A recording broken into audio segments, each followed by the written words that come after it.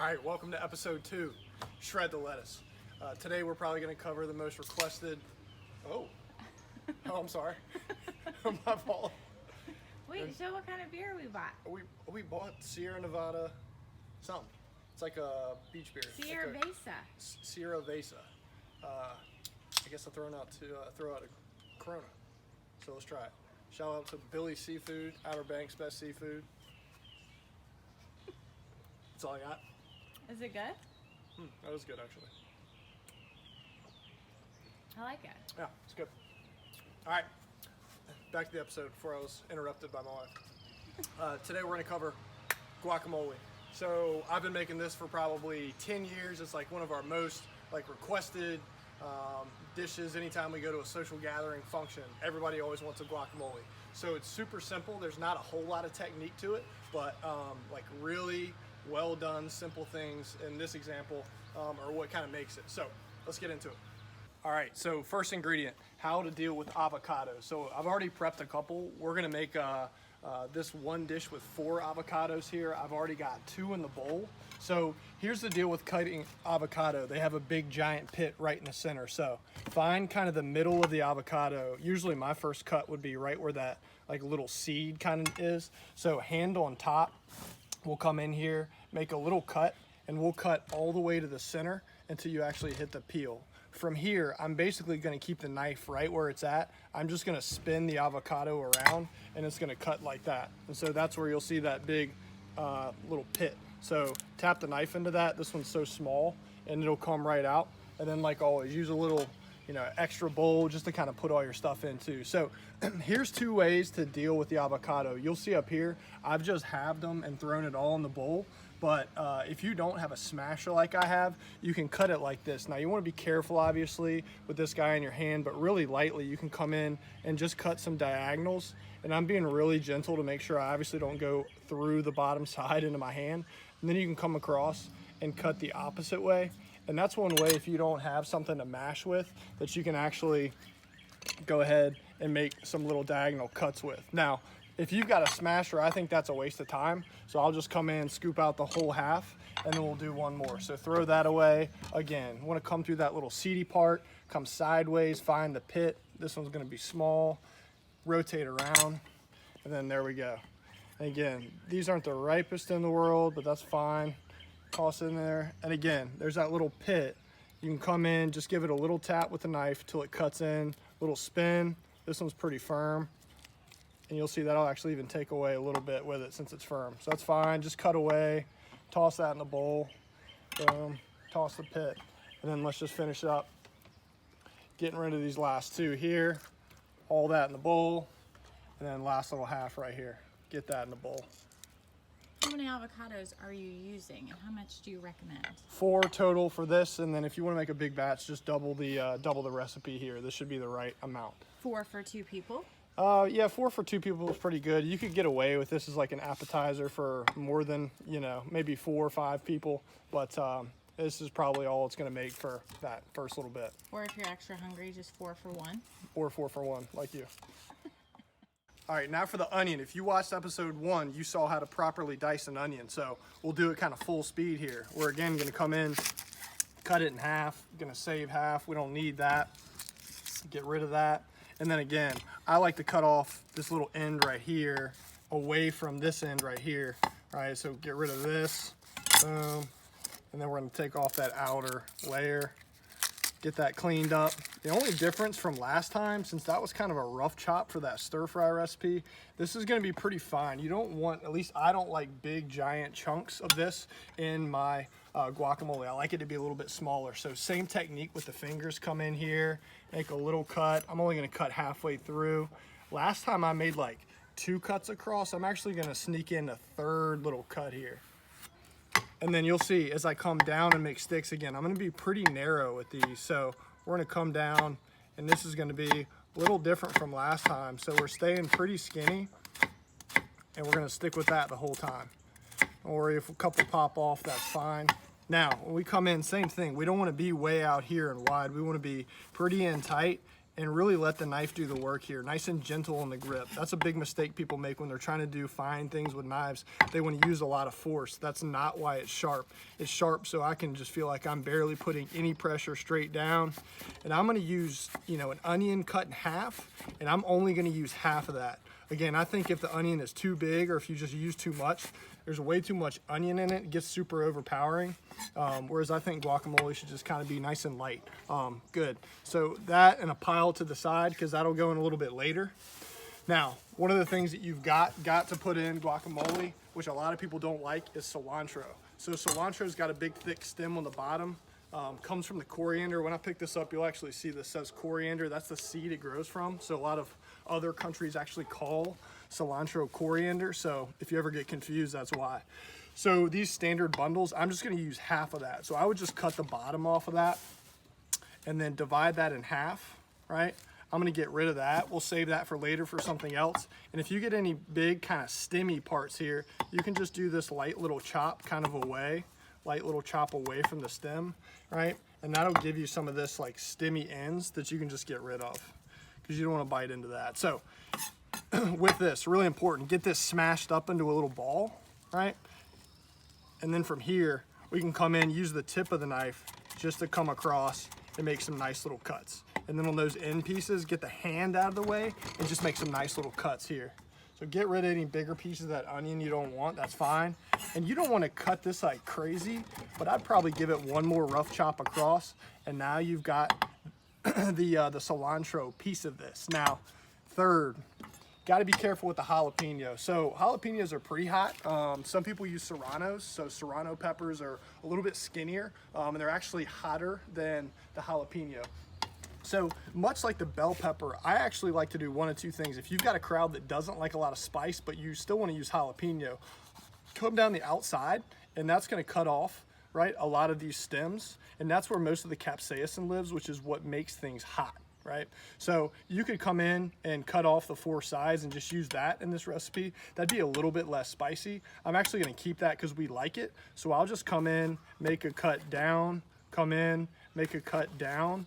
And then from here, I'm gonna bring this out. And again, come across really gentle, but I'm gonna make some little small cuts, move out of the way, make little small cuts.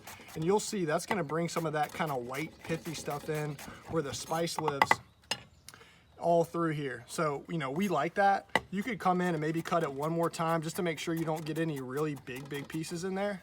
But that'll do a pretty good job. Now, I'm gonna tell you right now, if you've never cut peppers before, and I think that's enough, I'm actually not even gonna use this last little third piece. You've got all that spice on your hands. So just be careful that you don't start rubbing your eyes or other spots after doing all this. So that's the major prep that we need right here is onion, cilantro, and I'm gonna say for 4 avocados, like 3/4 to 1 whole jalapeno is really all you need. Have you ever had a jalapeno injury? Let me just tell you, you do not want to go to the bathroom after cutting jalapenos. Do you think that's too much for the AP audience? No, I don't think so. I don't think so. You know what I mean? Sometimes you just got to tell like it is. A little intimate, I would say. Yeah, I'd say it's intimate, but I'm an intimate kind of guy. So. Oh, tell us a little bit about this hat you got going on. Well, this is the beach hat. What about it? It's from Whalebone Surf Shop. Another great institution in the Outer Banks. Is this your go-to beach attire? I mean, obviously. What else would be my beach? I mean, I don't wear a suit. Well, you do wear a rash guard on occasion. I've never worn a rash guard after the age of 13. I promise you that. I beg to differ. Okay. Anyways, pale. At least I don't catch a sunburn in 5 minutes. All right, moving on. So to finish this up, and this is really important, I usually like to put the lime juice in ahead of these last bit of ingredients to get it on the avocado. So if you just let avocado sit forever, it's going to get really brown and gross. So we want to get some acid on that, and that'll stop the oxidation process so the avocado stays bright green, which looks and tastes super appetizing. So this is a good way, like when you go to pick limes, sometimes they'll actually be like really firm and you're probably not going to get a ton of juice. These are kind of in between. One way that you can kind of ensure you get a little extra is just to kind of smash these guys and roll them a little bit so that I'll actually kind of pre-juice it a little bit. You can also take a fork here in a minute and put it inside. Look out. That's what you get when you buy a cheap outdoor set. So come on in here. So I'm gonna put 1 lime in directly to the avocado. So this is already pretty soft after smashing that up. Make sure you use all that juice. Boom, and then we'll hit that second half. Get all that juice in there. And again, that will have enough juice in it that when I start to smash this, that it's gonna mix in and just make sure we don't get any of that browning. So, you know, some people like their guacamole like super smashed up. I think a little bit of texture goes a long way. So, well, my first mix, I'll get rid of, you know, most of the big chunks, but I'll still leave some in there, and then we can make a decision later based on kind of who you're having over, how like mixed up you really want to get that. So from there, let's go ahead and take the onion, let's take the cilantro, let's take the jalapeno that we already chopped up earlier. I'm gonna toss that in there. Now, from here, I'm gonna put in probably a tablespoon of salt. People that don't make good guacamole definitely don't use enough salt. What kind of salt? So I'm using kosher salt right here, just Morton's kosher salt. That's my favorite. When you start to cook a lot, you never want to use like table salt. That's amateur hour. You want to get a salt that you can actually feel between your fingers, because you can really quickly get a feeling for how much salt you're actually putting in a dish versus when it's so fine, you just have no idea. I'm not a fan of that. All right, so we've got all our main ingredients in here. We've got the avocado, onion, cilantro, jalapeno. But we've only got 1 lime in there, and that's probably not gonna be enough juice, because avocados are super fatty and really rich, and that's part of the reason why lime works really well in guacamole. And if you don't put enough in there, it doesn't really cut through all of that fat. You don't get that like refreshing bite when you're eating chips. You know, the other nice thing about this dish too is not just like eating it with chips and stuff as like an appetizer. For anybody out there looking to gain weight, you know, it's a great way to get a ton of healthy fat and a lot of calories and like a big scoop, so you can throw it on tacos and burrito bowls, breakfast in the morning with eggs. Goes great on all that. And if you don't love avocado, it's a good way to kind of get introduced into that. And on the flip side of things, I mean, if you're looking to lose some weight and cut down, some avocado in the form of like guacamole, just put on top of some protein or some vegetables goes a long way. So it tastes good, and really it can be used for a variety of things. The last probably secret ingredient, I stole it from somewhere years ago to go into guacamole, is a little extra virgin olive oil, which it kind of sounds weird at first, but super good. I know it's fat on top of fat. I probably use a full tablespoon, you know, and that's good for this. Probably about a tablespoon. So we've got all our ingredients in, and like I said, if you want to go in and mash it a little bit more, that's fine. I don't like to do it anymore from here. I think the mixing with a spoon is going to get this thing right up to the texture that you want it. If you want to get out any big chunks here, you can totally do that, but should be pretty good to go. So we've got all the ingredients in, mixed up nice, and this is something you definitely want to serve fresh. You could let it sit for a day if you wanted to. And if you're gonna do that and like prep this for a big party, just throw that in Tupperware. But make sure you get some plastic wrap and set it down right on top of it so you don't get any air, because that's where that oxidation comes from. So you're gonna get this brown guacamole if you just put it in Tupperware on top, and you'll see it when you mix it in. You can also squeeze a little extra lime juice on top and then put the plastic down, and that really like ensures there's no way this thing's gonna turn brown if you do make it for a party or something. So really from there, just get it out.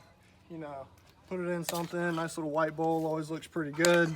And that'll be plenty for us just to kind of hit it with some nice chips, some good quality chips that you like. And you got a nice little easy snack for a nice warm day outside. Would you say guacamole was a part of your shredding diet growing up? No. We never ate guacamole. You know, Southern cooking I don't think really includes a lot of guacamole. I don't think I even ate a avocado till I was like, I don't know, definitely over 18, I think. So no. The answer is no. And you have another shredding-inspired 757 swag. Yeah, this has got look today. A little Cali vibe. We got the Napa Valley Olive Oil Manufacturing Company shirt on. I don't know if they're still in business, but definitely check that out. When we went to Napa when I was like 18, 19. Got the Woot band on, just checking that HRV, keeping it healthy. You know, nice Sierra Nevada. And that's the end of episode 2. Anything else you want to know? I don't know. I think the people want to see you take a bite. I know you said that only tools take bites, but you took a bite on your first episode. I did, like an immediate tool. Yeah. Here we go. I mean, it's good. I made it. It's incredible. Oh. Yeah. All right. That's it. See y'all next time.